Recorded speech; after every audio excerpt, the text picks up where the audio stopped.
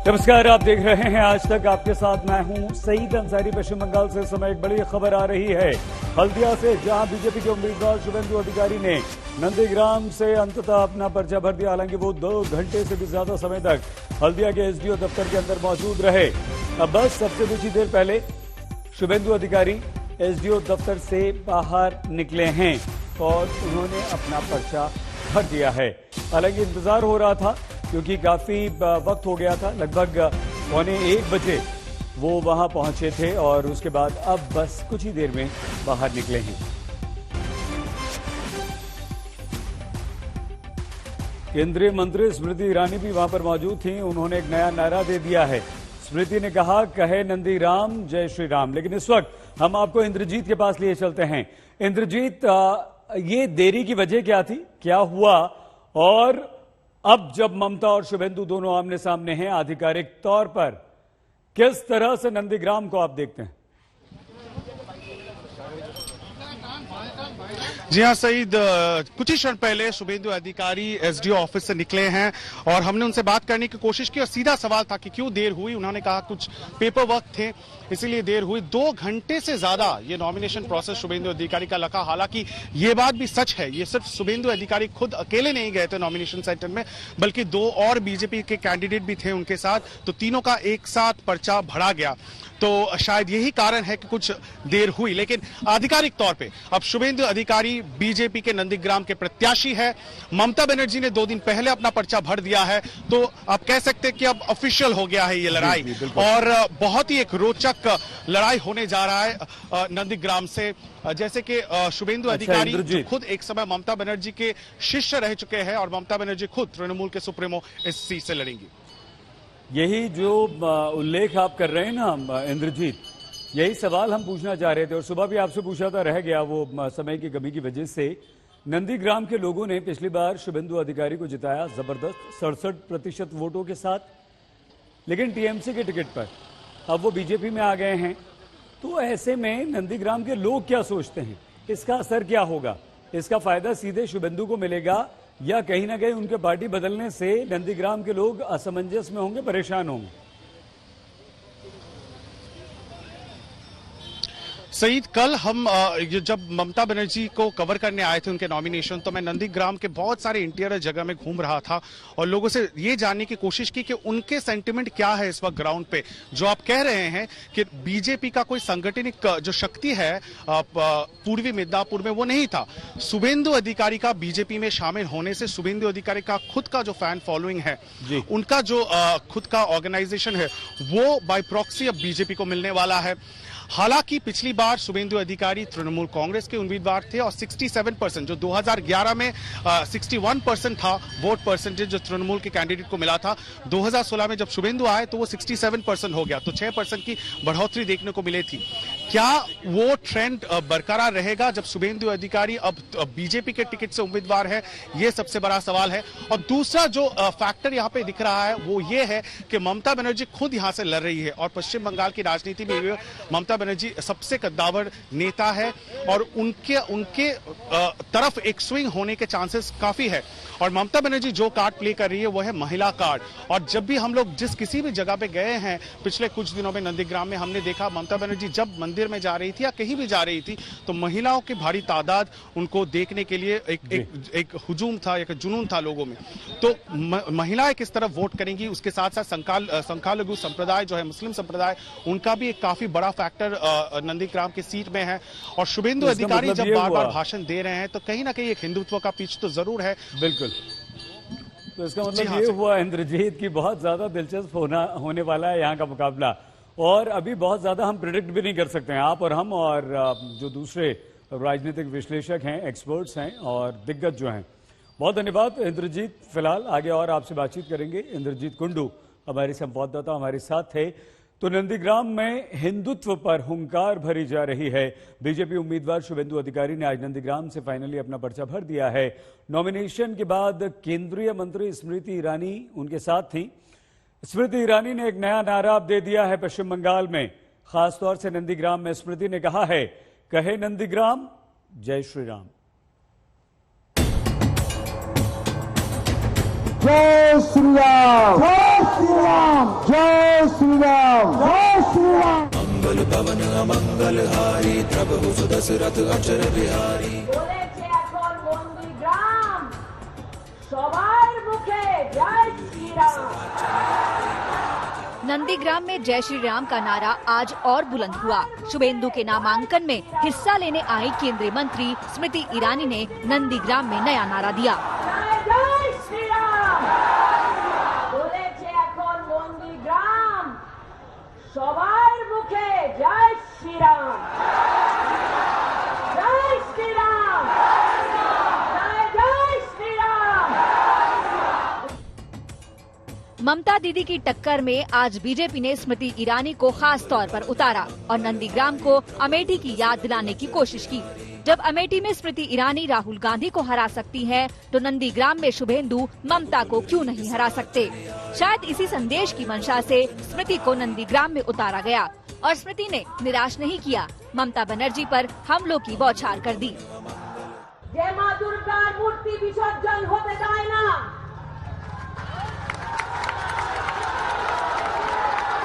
সরস্বতী পুজো না হতে দেয় না, আর নন্দীগ্রাম এসে ভোটের জন্য চণ্ডী পাঠ করছে।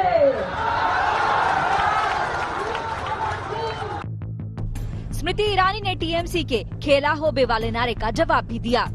দিদি বলছে খেলা হবে। আজকে দিদিকে জানাতে চাই তুমি খেলাই করেছো দিদি, বাংলার সাথে খেলাই করেছো,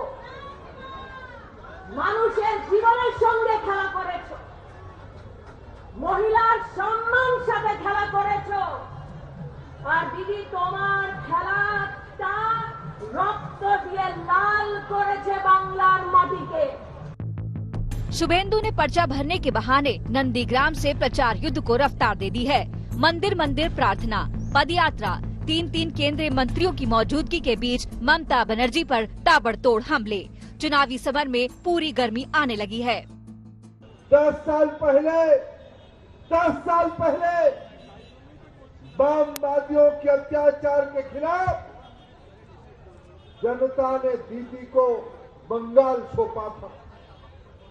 दीदी कभी बंगाल की दीदी नहीं रही, दीदी डीसी में बन गई, भाई पुआ की हुआ बन गई, दीदी बंगाल की नहीं रही। बीजेपी ने हमलों के ताने बाने में कई मुद्दे उठाए हैं। भ्रष्टाचार, भाई भतीजावाद, कटमनी, तोलाबाजी, तमाम मुद्दों पर घेराबंदी हो रही है। लेकिन लग तो यही रहा है कि नंदीग्राम में जय श्री राम पर ही निर्णायक संग्राम होने वाला है। জয় শ্রীরাম। नंदीग्राम से इंद्रजीत कुंडू और अनुपम मिश्र के साथ आज तक ब्यूरो। चुनावी बंगाल में घमासान अब और भी तेज हो गया। ममता ने व्हील चेयर से प्रचार करने की हुंकार भर दी तो नंदीग्राम से ममता को चुनौती देने वाले शुभेंदु ने शक्ति प्रदर्शन के बाद नामांकन भर दिया है। नामांकन से पहले शुभेंदु ने हल्दिया में ममता को हराने की हुंकार भरी। अधिकारी का ये रोड शो आप देख रहे हैं, पैदल ही इस वक्त जा रहे हैं और कमल का निशान भी लेकर रखा हुआ है। साथ में स्मृति ईरानी केंद्रीय मंत्री उनके साथ है, धर्मेंद्र प्रधान जी भी उनके साथ है। स्मृति ईरानी, धर्मेंद्र प्रधान, शुभेंदु अधिकारी पदयात्रा करते हुए यहाँ से, जैसा कि आप तस्वीरों में जा रहे हैं, नामांकन करने के लिए। और यकीनन भारतीय जनता पार्टी के लिए नंदीग्राम अपने आप में काफी ज्यादा महत्वपूर्ण, क्योंकि खुद जब मुख्यमंत्री ममता बनर्जी वहां से चुनावी मैदान में हो तो इन तस्वीरों के मायने अपने आप में बढ़ जाते हैं। आप जैसा कि देख पा रहे हैं, काफी ज्यादा भीड़ है और इस भीड़ के जरिए दरअसल बीजेपी अपनी ताकत भी दिखाने की कोशिश कर रही है। बीच बीच में धक्का मुक्की भी हो जा रही है, चूंकि काफी ज्यादा भीड़ अपने नेताओं के पास आ रही है। मेरे पीछे आप देखेंगे पूरी लंबी कतार है। इस तरह से ये जो रोड शो आप कह सकते हैं या पदयात्रा, यहाँ पर पीछे तक देखेंगे काफी भारी तादाद में भारतीय जनता पार्टी के कार्यकर्ता आए हैं और यकीनन इस भीड़ के जरिए, इस नामांकन के जरिए अपनी ताकत दिखाने की कोशिश शुभेंदु अधिकारी की भी, जो कल तक सिपह सालार थे ममता बनर्जी के, लेकिन अब सरदार बनने की कोशिश नंदीग्राम से। किसकी होगी जीत, किसकी होगी हार, 2 मई को इसका पता चलेगा, लेकिन 1 अप्रैल को यहाँ की जनता वोट करने के लिए जाएगी। कैमरा पर्सन सत्या के साथ चित्रा त्रिपाठी, हल्दिया आज तक। तो हल्दिया की सुराली में शुभेंदु अधिकारी ने ममता बनर्जी के खिलाफ जीत का दम भरा। ममता पर उन्होंने सवाल उठाए। ममता के शासन और प्रशासन पर कई गंभीर सवाल खड़े किए। এখানে কেউ কেউ এসে পতাকা ছিঁড়েছিলেন, আমার ছবিতে কালি লাগিয়েছিলেন, তারা কারা আপনারা জানেন? আজকে বলুন, তোরা সিদ্দিকে হুজুর সাহেব কার মঞ্চে? তৃণমূলের মঞ্চে। হুজুর সাহেব আব্বাস সিদ্দিকী সাহেব কার মঞ্চে? সিপিএমের মঞ্চে। আমাদের মঞ্চে কোনো সাধু নেই। আমরা সাধু সমাজকে প্রণাম করি। এই ব্রাহ্মণ লোকেরা দাঁড়িয়ে এসছে, প্রচুর এসেছে। আমাদের नारा एकटाई, मोदी जी के नारा सबका साथ सबका विकास। और एक बड़ी खबर इस वक्त आ रही है। नंदीग्राम में ममता बनर्जी को लगी चोट को लेकर टीएमसी के सांसदों ने दिल्ली में चुनाव आयोग में शिकायत कर दी है। टीएमसी के सांसद इस घटना के विरोध में काली पट्टी बांधे हुए थे। सीधे ऐश्वर्या पालीवाल हमारी संवाददाता के पास आपको लिए चलते हैं। क्या हुआ ऐश्वर्या, क्या शिकायत आप कर रहे हैं? अब तो ममता बनर्जी ने भी वीडियो संदेश में कुछ नहीं कहा था, लेकिन बता दें उससे पहले ऐश्वर्या आप जवाब दें कि अब से कुछ देर पहले भूपेंद्र यादव, पीयूष गोयल, संबित पात्रा की अगुवाई में बीजेपी के प्रतिनिधिमंडल भी चुनाव आयोग से मिले। बताइए ऐश्वर्या। देखिए सईद, मैं आपको बता दूं, ये जो बातचीत चली, 6 टीएमसी के लोग आए थे जो 1.5 घंटे तक इलेक्शन कमीशन के अंदर बैठे रहे। जो चीफ इलेक्शन कमिश्नर है सुनील अरोड़ा, उनसे 1.5 घंटे तक हुई थी ये बातचीत, जिसके अंदर टीएमसी के लोगों का ये कहना था, बड़े बड़े नेता यहाँ पे आए थे, सुगाता रॉय आए थे, डेरिक ओब्रायन आए थे, इन सभी नेताओं का ये कहना था कि ये एक सोची समझी साजिश है। यहाँ तक कि उन्होंने प्राइम मिनिस्टर नरेंद्र मोदी का भी नाम अपनी कंप्लेन में कहा, और उन्होंने कहा कि प्राइम मिनिस्टर ने एक अपनी रैली के अंदर ये कहा था कि नंदीग्राम में जब दीदी स्कूटी चलाएंगी तो दीदी की स्कूटी में कुछ हो जाएगा। तो इन्हीं सब बातों को ध्यान में रखते हुए ये 6 बड़े नेता टीएमसी के आज आए थे यहाँ पे। इलेक्शन कमीशन के अंदर 1.5 घंटे तक करते रहे बातचीत, और बाहर जाते जाते उन्होंने यही कहा कि वो चाहते हैं कि इलेक्शन कमीशन इस पूरी बात की पूरी जांच करे और एक जांच की रिपोर्ट टीएमसी तक जरूर पहुंचाए। उन लोगों का ये कहना है कि ममता बनर्जी के साथ जो हादसा हुआ है वो सोची समझी साजिश है, और कहीं ना कहीं उन्होंने भारतीय जनता पार्टी पे ये आरोप लगाया कि ये काम भारतीय जनता पार्टी द्वारा करवाया गया है। सही बंगाल के युद्ध में घमासान और भी तेज हो गया। आइए अब हम आपको दिखाते हैं चोटिल ममता का आगे का प्लान क्या है। ऐसा बताया जा रहा है कि 2-3 दिन में ममता फिर से प्रचार करेंगी, और वो भी व्हील चेयर पर।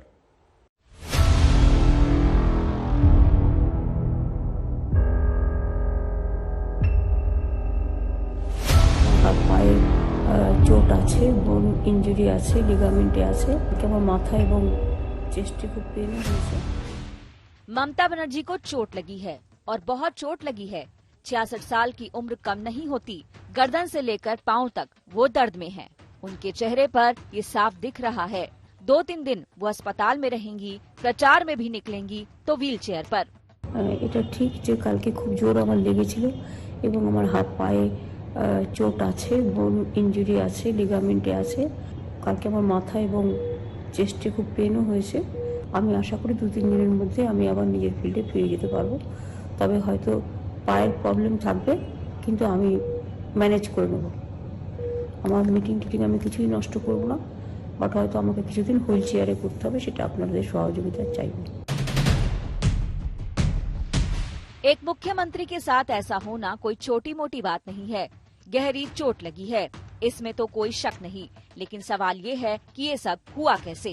सवाल ये है कि इतने बंदोबस्त में दीदी को चोट कैसे लगी। क्या उनके साथ हादसा हुआ या उन्हें किसी ने धक्का दे दिया? जो बात सबसे पहले दीदी ने कही थी, कोई पुलिस नहीं था, एक भी पुलिस नहीं था, हमारा पुलिस दीदी 4-5 आदमी नहीं, मैं गाड़ी को इधर में खड़ा होकर 4-5 आदमी मेरे को गाड़ी पूरा बंद कर दिया। पब्लिक बहुत थे, पब्लिक का बात नहीं है, 4-5 अभी सच सिर्फ एक है, वो ये कि दीदी को चोट लगी है। चोट कैसे लगी, इस पर सबके अपने अपने दावे हैं। किसी ने कहा धक्का दिया गया, किसी ने कहा भीड़ से चोट लगी, किसी ने कहा उन्हीं के लोगों की गलती से चोट लगी, किसी ने कहा साजिश हुई है। टीएमसी को शक क्यों है? टीएमसी का कहना है कि 8 मार्च को बंगाल बीजेपी अध्यक्ष ने एक पोस्ट में ममता बनर्जी को घायल होते दिखाया था। 9 मार्च को चुनाव आयोग ने पश्चिम बंगाल के डीजीपी को बदल दिया। 10 मार्च को बीजेपी के एक सांसद ने पोस्ट किया था, आप समझ जाएंगे शाम के 5 बजे के बाद क्या होगा। और 10 मार्च को शाम 6 बजे दीदी के साथ ये हादसा हो गया। I think Election Commission is taking the matter very casually. It's not a casual matter. It's not a case of only 307. 302 could have been done. So it was an attempt to murder. As a candidate, I am complaining. The moment the DG was changed, only after within 24 hours this thing happened. दीदी की चोट पर ये लड़ाई चुनाव आयोग तक पहुंच गई। टीएमसी भी आयोग के पास पहुंची और बीजेपी भी। नंदीग्राम से सूर्य अग्नि रॉय और अनुपम मिश्र के साथ चित्रा त्रिपाठी, कोलकाता, आज तक।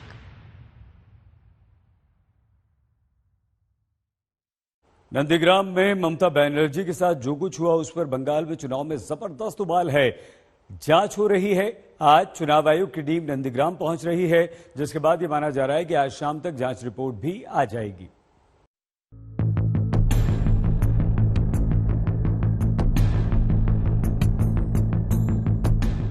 और कहाँ का चोट लगा आपको? कहाँ का चोट लगा? पैर में?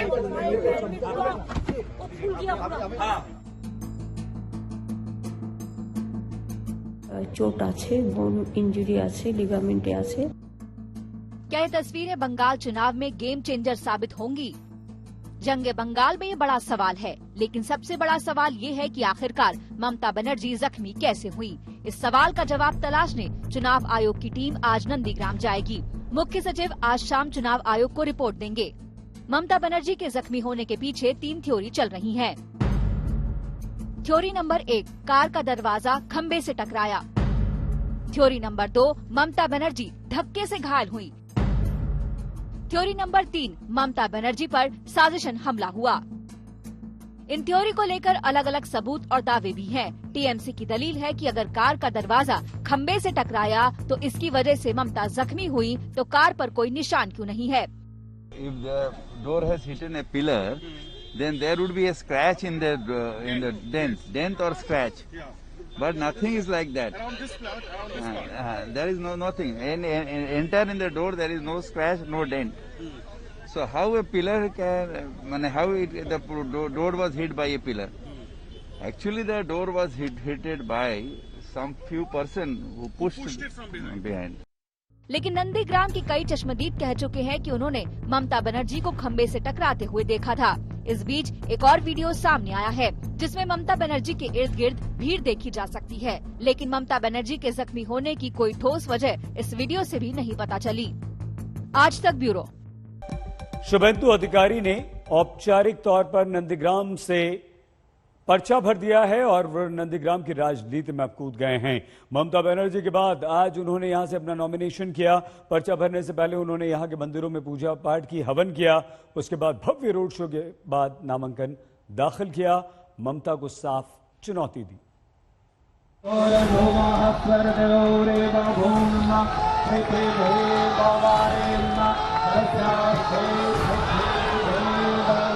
नंदीग्राम की लड़ाई सियासी है, फैसला यहाँ के वोटर्स को करना है, लेकिन जनता की शरण में जाने से पहले नंदीग्राम से बीजेपी उम्मीदवार शुभेंदु अधिकारी भगवान की शरण में पहुँच गए। शुरुआत हुई सिंह वाहिनी मंदिर से। शुभेंदु के मुताबिक मां दुर्गा के इस प्राचीन मंदिर में उनकी पुरानी आस्था रही है। वो जब भी नंदीग्राम आते हैं, सिंह वाहिनी के सामने शीश नवाना नहीं भूलते। दुर्गा की मंदिर है, ये हर साल नॉमिनेशन के लिए, पहले नॉमिनेशन मेरा नहीं है, नॉमिनेशन ये आस्था का केंद्र है, इसमें नया कोई बात नहीं। सिंह वाहिनी मंदिर में पूजा अर्चना के बाद शुभेंदु उस शहीद स्थल पर श्रद्धांजलि देने पहुंचे, जिसे 2007 के नंदीग्राम आंदोलन के दौरान मारे गए लोगों की याद में बनाया गया है। शुभेंदु उस आंदोलन में ममता बनर्जी के साथ थे। यहाँ से शुभेंदु ने करीब 250 साल प्राचीन जानकीनाथ मंदिर का रुख किया। जानकीनाथ मंदिर में पूजा और हवन की भव्य तैयारी थी। शुभेंदु के यहाँ पहुँचने से पहले ही मंत्रोच्चार शुरू हो चुके थे। पश्चिम बंगाल की सियासत में इस तस्वीर को आने वाले कई सालों तक याद रखा जाएगा। जानकीनाथ मंदिर में बनी यज्ञशाला में शुभेंदु अधिकारी ने मंत्रोच्चार के बीच जय श्री राम का जय घोष किया। शुभेंदु अधिकारी अपने नामांकन के लिए निकल चुके हैं, लेकिन यहाँ पर आपको बता दें, शुद्ध घी से यज्ञ की आहुति देने के बाद अभी भी कार्यक्रम लगातार जारी है और उनकी पार्टी से जुड़े हुए जो लोग हैं या फिर पार्टी लोगों की ओर से अब देखिए यहाँ पर यज्ञ की आहुति देकर इस कार्यक्रम को आगे बढ़ाया जा रहा है और फिर यहाँ पर पूजा पाठ की जा रही है ताकि भारतीय जनता पार्टी शानदार तरीके से यहाँ पर जीत हासिल कर सके। ममता हो या शुभेंदु, पिछले कुछ दिनों से लगातार दोनों मंदिर के चक्कर लगा रहे हैं। साफ जाहिर हो गया है कि चुनावी लड़ाई आस्था साबित करने की लड़ाई में तब्दील हो रही है। लेकिन आज तक ने जब शुभेंदु अधिकारी से पूछा तो उन्होंने कहा कि विकास के नाम पर चुनाव है। शुभेंदु दा ममता बनर्जी यहाँ पर मंदिर घूम रही है, उस पर आप कुछ कहना चाहेंगे? हिंदू वोटरों को क्या पोलराइज करने की कोशिश की जा रही है? अभी आप कुछ विकास की नाम पर चुनाव होगा। आप भी यहाँ पर यज्ञ और हवन पूजन करने आए हैं? आप भी यहाँ पर यज्ञ? मेरा मंदिर है। ये आपका मंदिर है। नंदीग्राम किसका होगा? नंदीग्राम किसका होगा? दीदी को चोट लगा, दीदी बोला कि लोगों ने हमला किया, आपको लगता है ये बात? छोड़ी बेशक चुनाव विकास के नाम पर लड़े जा रहे हैं, लेकिन चुनावी जंग में ये मुद्दा अक्सर पीछे छूट जाता है। 3 दिन में शुभेंदु 3 मंदिरों का दौरा कर चुके हैं। पश्चिम बंगाल की बदलती सियासी हवा को बताने के लिए ये तस्वीर काफी अहम है। भगवान को खुश करने के बाद बारी आई जनता की। पूजा अर्चना कर शुभेंदु रोड शो की शक्ल में नामांकन दाखिल करने के लिए रवाना हो गए, लेकिन जय श्री राम का जय घोष यहाँ भी जारी रहा।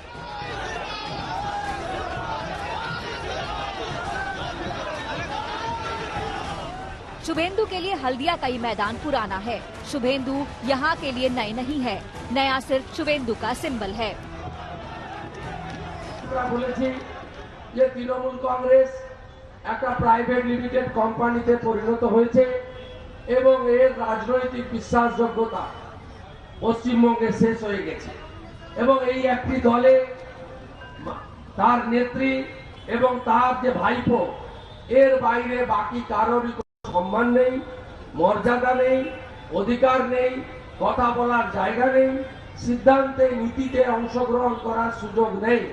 অর্থাৎ বাকি সবাই ল্যাম্পপোস্ট এবং এই জায়গা থেকে বাংলাকে উদ্ধার করার লক্ষ্য নিয়ে আমরা নেমেছি।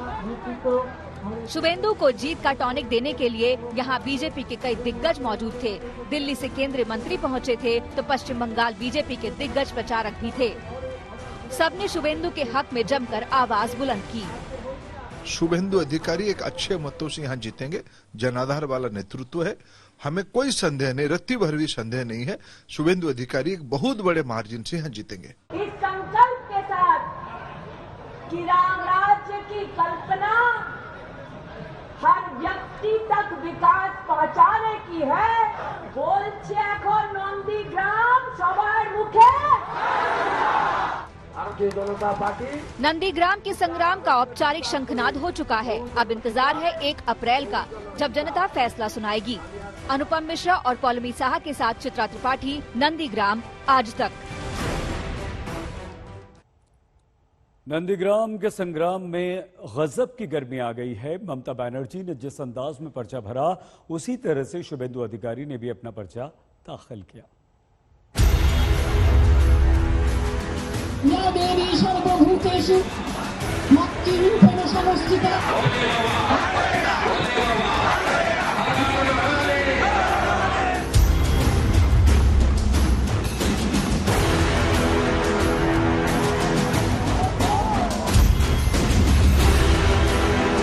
ममता हाँ, एकदम जीतेगी। फुल सपोर्ट है। महिलाओं के लिए आपको क्या लगता है, महिला मुख्यमंत्री होना जरूरी है यहाँ पे? है, एकदम बहुत उत्साह है कार्यकर्ता के अंदर, जो इतने साल के प्रतीक्षा के बाद सब आए हैं। आज के सुदिन आए हैं। बात नहीं, हम लोग आ रहा है, हम लोग दूसरे से ज्यादा सीट लेके आ रहा है। हल्दिया भी जीत रहा है। ये नंदीग्राम का ट्रेलर है।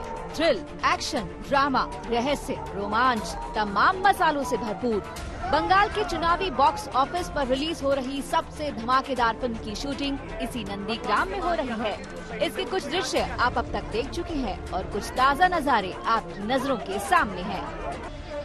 जिस राह पर ममता, उसी राह पर शुभेंदु। ममता के अंदाज में ही शुभेंदु अधिकारी ने भी रोड शो किया, अपनी ताकत दिखाई, संगठन की भी ताकत दिखाई। शुभेंदु के संग संग बीजेपी के बड़े बड़े सूरमा भी साथ चले। नंदीग्राम में महाभारत दोहराया जा रहा है। शुभेंदु का मुकाबला उन्हीं ममता बनर्जी से हो रहा है जिन्होंने उन्हें सियासत के सारे अध्याय सिखाए, उन्हें तराशा, चमकाया, बंगाल की राजनीति में जाना पहचाना चेहरा बनाया। आज दीक्षा देने वाली दीदी का शिक्षा पाने वाले शुभेंदु से मुकाबला है। चुनावी मैदान में दोनों का शानदार ट्रैक रिकॉर्ड रहा है। पहले ममता का ट्रैक रिकॉर्ड दिखाते हैं। 1984 लोकसभा चुनाव जाधवपुर सीट जीती। 1989 लोकसभा चुनाव जाधवपुर सीट हारी। 1991 लोकसभा चुनाव दक्षिण कोलकाता सीट जीती। 1996 लोकसभा चुनाव दक्षिण कोलकाता सीट जीती। 1998 लोकसभा चुनाव दक्षिण कोलकाता सीट जीती। 1999 लोकसभा चुनाव दक्षिण कोलकाता सीट जीती। 2004 लोकसभा चुनाव दक्षिण कोलकाता सीट जीती। 2009 लोकसभा चुनाव दक्षिण कोलकाता सीट जीती। 2011 विधानसभा चुनाव भवानीपुर सीट जीती और 2016 विधानसभा चुनाव भवानीपुर सीट जीती। Strike rate 90%। 10 चुनावों में सिर्फ एक बार ममता बनर्जी को हार का मुंह देखना पड़ा तो शुभेंदु अधिकारी का ट्रैक रिकॉर्ड भी 19 नहीं 20 ही कहा जाएगा। 2006 विधानसभा चुनाव कांथी दक्षिण सीट जीते। 2009 लोकसभा चुनाव तुमलुक सीट जीते। 2014 लोकसभा चुनाव तुमलुक सीट जीते और 2016 विधानसभा चुनाव नंदीग्राम सीट जीते। Strike rate 100%। सवाल ये है कि क्या शुभेंदु की ये स्ट्राइक रेट 2021 में बरकरार रहेगी? बीजेपी ने पूरी ताकत झोंक दी है। नंदीग्राम में बीजेपी के प्रचार युद्ध का असर दिखने लगा है। अभी ये जंग और तीखी होने वाली है। अनुपम मिश्र के साथ चित्रा त्रिपाठी, नंदीग्राम, आज तक। ममता बनर्जी अगर पश्चिम बंगाल के मुख्यमंत्री हैं तो नंदीग्राम शुभेंदु अधिकारी का किला है। इसीलिए नंदीग्राम की चुनावी लड़ाई को साल की सबसे बड़ी लड़ाई और सबसे बड़ा राजनीतिक मुकाबला माना जा रहा है। तो शुभेंदु की शक्ति यहां पर क्या है, कैसी है उनकी शख्सियत?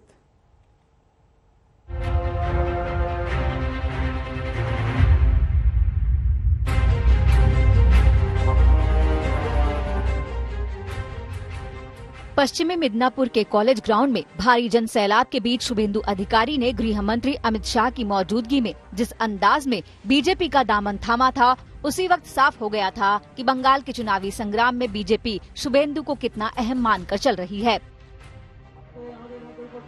आज जब नंदीग्राम में शुभेंदु के नामांकन में बीजेपी ने पार्टी के दिग्गज नेताओं की फौज लगाई तो पश्चिम बंगाल बीजेपी में शुभेंदु की अहमियत पर एक बार फिर से मुहर लग गई। पश्चिम बंगाल की सियासत में शुभेंदु अहम है क्योंकि वो उस अधिकारी परिवार से आते हैं जिसका 2 दशक से मिदनापुर इलाके में दबदबा है। अधिकारी परिवार ने मिदनापुर में न सिर्फ टीएमसी की मजबूत बुनियाद रखी बल्कि लोकसभा और विधानसभा चुनाव में लगातार जीत भी दर्ज की। परिवार के पुरोधा यानी शुभेंदु के पिता 89 साल के शिशिर अधिकारी 2019 में तीसरी बार लोकसभा चुनाव जीते। वो मनमोहन सरकार में मंत्री भी थे। शुभेंदु पहली बार 2006 में पश्चिम बंगाल की विधानसभा पहुंचे थे। 2009 और 2014 में तुमलुक से लोकसभा चुनाव जीते, लेकिन ममता सरकार में मंत्री बनने के लिए लोकसभा की सदस्यता छोड़ दी और फिर नंदीग्राम से विधायक बन गए। शुभेंदु अधिकारी के छोटे भाई दिव्येंदु अधिकारी भी 2009, 2011 और 2016 में विधानसभा पहुंचे। बाद में शुभेंदु के इस्तीफे से खाली हुई सीट पर लोकसभा पहुंचे। 2019 में भी उन्होंने ये सीट बरकरार रखी। शुभेंदु को उनकी अद्भुत संगठन क्षमता और करिश्माई व्यक्तित्व के लिए जाना जाता है। पूर्वी और पश्चिमी मिदनापुर के साथ बांकुरा और पुरुलिया में टीएमसी को मजबूत करने का श्रेय उन्हीं को दिया जाता है। इन जिलों में लोकसभा की 9 और विधानसभा की 63 सीटें हैं। माना जाता है कि इनमें आधी सीटों पर शुभेंदु का दबदबा है। यही वजह है कि शुभेंदु को ममता के सियासी उत्थान का शिल्पकार माना जाता है। साल 2007 में ममता बनर्जी के नेतृत्व में जिस नंदीग्राम आंदोलन ने बंगाल में लेफ्ट के राज को उखाड़ फेंका था, उस आंदोलन का शिल्पकार शुभेंदु अधिकारी को ही माना जाता है, जिसकी वजह से ममता बनर्जी को पश्चिम बंगाल की सत्ता हासिल हुई थी। हालांकि अब ममता समर्थक शुभेंदु की अहमियत को नहीं मानते। आज जो नंदीग्राम का आदमी लोग एक इकट्ठा होकर आंदोलन किया था, किसको देख के किया था? एक मात्र नेतृत्व ममता बनर्जी, अधिकारी का कोई नहीं था। अधिकारी कहाँ से आया? नेत्री ममता बनर्जी को देख के आया, उसके आगे कोई आदमी नहीं उसको पूछता था। बीजेपी में शामिल होने के बाद आज तक से बातचीत में शुभेंदु ने खुलासा किया था कि उन्हें ममता का साथ क्यों छोड़ना पड़ा। ये सबको लैंप पोस्ट बना दिया, काम करने का कोई स्कोप नहीं है, इसलिए सही वक्त पर मैं सही आवाज उठाया। मैं पिछले मार्च अप्रैल महीने से कैबिनेट में एब्सेंट हुआ। एक साल से मैं डिफरेंस बना रहा हूं। शुभेंदु का आरोप है कि टीएमसी में कोई कितना भी बड़ा नेता हो, ममता और अभिषेक बनर्जी के अलावा किसी की नहीं चलती। मंत्री होते हुए भी किसी को भी कुछ करने की छूट नहीं। 11 का मेरा ऊपर जो इंटरनल पार्टी का चर्चा, 2014 का चर्चा, ये मंत्री बनाया, मैंने खुद नहीं मांग नहीं किया, लेकिन शुभेंदु अब बंगाल में बीजेपी की जीत के शिल्पकार बनने के लिए तैयार हैं। नंदीग्राम से नामांकन उसकी अहम कड़ी है। इंद्रजीत कुंडू और अनुपम मिश्र के साथ चित्रा त्रिपाठी, नंदीग्राम, आज तक। नंदीग्राम में ममता बनर्जी के साथ जो कुछ हुआ उस पर बंगाल में चुनाव में जबरदस्त उबाल है। जांच हो रही है। आज चुनाव आयोग की टीम नंदीग्राम पहुंच रही है, जिसके बाद ये माना जा रहा है कि आज शाम तक जांच रिपोर्ट भी आ जाएगी।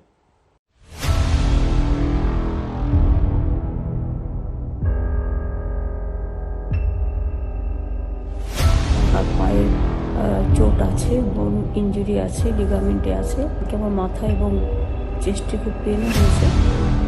पत्थर दिल ही होंगे जो इसे नाटक कहेंगे। इसे नाटक कैसे कह दें? ममता बनर्जी को चोट लगी है और बहुत चोट लगी है। 66 की उम्र कम नहीं होती। गर्दन से लेकर पांव तक वो दर्द में है। उनके चेहरे से ये साफ दिख रहा है। 2-3 दिन वो अस्पताल में रहेंगी। प्रचार में भी निकलेंगी तो व्हील चेयर पर होंगी। এটা ঠিক যে কালকে খুব জোর আমার লেগেছিল এবং আমার হাত পায়ে চোট আছে, বোন ইনজুরি আছে, লিগামেন্টে আছে। কালকে আমার মাথা এবং চেস্টে খুব পেনও হয়েছে। আমি আশা করি 2-3 দিনের মধ্যে আমি আবার নিজের ফিল্ডে ফিরে যেতে পারবো। তবে হয়তো পায়ের প্রবলেম থাকবে, কিন্তু আমি ম্যানেজ করে নেব। আমার মিটিং আমি কিছুই নষ্ট করব না, বাট হয়তো আমাকে কিছুদিন হুইল চেয়ারে করতে হবে, সেটা আপনাদের সহযোগিতা চাইব। एक मुख्यमंत्री के साथ ऐसा होना ये छोटी मोटी बात नहीं है। गहरी चोट लगी है, इसमें तो कोई शक ही नहीं है। लेकिन सवाल ये है कि ये सब हुआ कैसे? सवाल ये है कि इतने बंदोबस्त में दीदी को ये चोट लगी कैसे? क्या उनके साथ कोई हादसा हुआ या उन्हें किसी ने धक्का दे दिया? जो बात सबसे पहले दीदी ने कही थी। कोई पुलिस नहीं था, एक भी पुलिस नहीं था। हमारा पुलिस दीदी 4-5 आदमी नहीं। मैं गाड़ी को इधर में खड़ा होकर 4-5 आदमी मेरे को गाड़ी पूरा बंद कर दिया। पब्लिक बहुत थे, पब्लिक का बात नहीं है। 4-5 और कहाँ का चोट लगा आपको? कहाँ का चोट लगा? पैर में?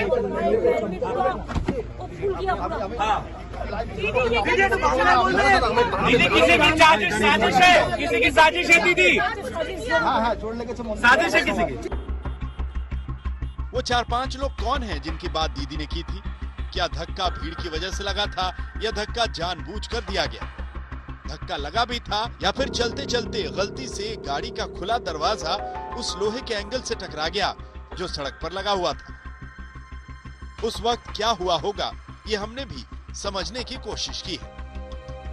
ममता का काफिला इसी तरफ से गुजर रहा था और ठीक इस जगह पर जब आती है ममता बनर्जी तो ऐसे वो दरवाजा खोल लेती हैं और उनका एक हिस्सा बाहर की ओर होता है और दरवाजा खुला रहता है, पांव बाहर रहता है और अचानक ठीक इसी जगह पे यहाँ पे जो पोल है ठीक इसी जगह पे ये घटना होती है। अब ये पोल से टकराकर वापस ममता के पांव पे लगा है, उनके हाथ में लगा है, या फिर भीड़ की वजह से लगा है, ये साफ नहीं है। लेकिन आपको बता दें कि उस वक्त भीड़ भी थी। दो तरह के बयान सामने आ रहे हैं। एक बयान के मुताबिक ये जो पोल है इससे दरवाजा टकराया है और ममता को चोट लगी है। दूसरा जो बयान है कि भीड़ की वजह से दरवाजा टकरा गया है और ममता को चोट लगी है। If the door has hit a pillar, then there would be a scratch in the dent or scratch.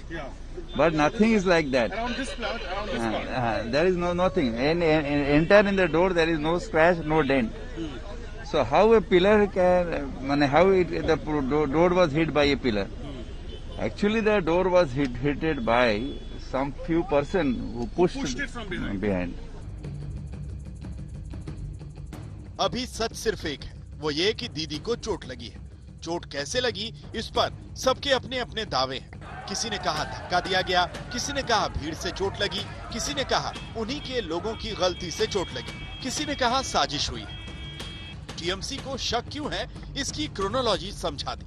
TMC का कहना है कि 8 मार्च को बंगाल बीजेपी अध्यक्ष ने एक पोस्ट में ममता बनर्जी को घायल होते दिखाया था। 9 मार्च को चुनाव आयोग ने पश्चिम बंगाल के डीजीपी को बदल दिया। 10 मार्च को बीजेपी के एक सांसद ने पोस्ट किया था कि आप समझ जाएंगे शाम के 5 बजे के बाद क्या होगा। और कल शाम 6 बजे दीदी के साथ ये हादसा हुआ। क्रोनोलॉजी समझ लीजिए। मार्च 8 तारीख बीजेपी के बंगाल के अध्यक्ष ने एक पोस्ट किया था, ममता बनर्जी को घायल होते दिखाया। मार्च 9 तारीख सवेरे इलेक्शन कमीशन ने वेस्ट बंगाल के डीजीपी बदला। क्रोनोलॉजी समझ लीजिए।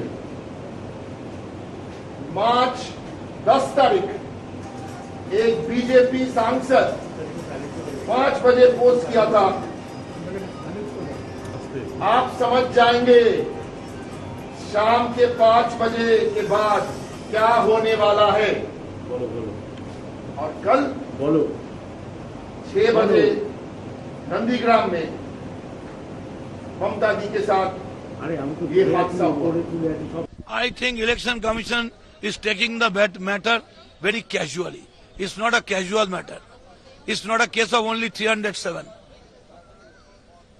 302 could have been done. So it was an attempt to murder. As a candidate, I am complaining.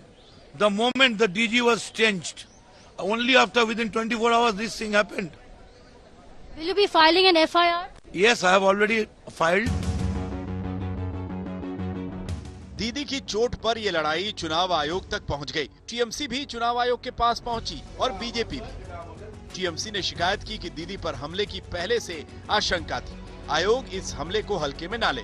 BJP भी कह रही है कि इसकी जांच हो। इतनी पुलिस और सुरक्षा के बाद चोट कैसे लगी?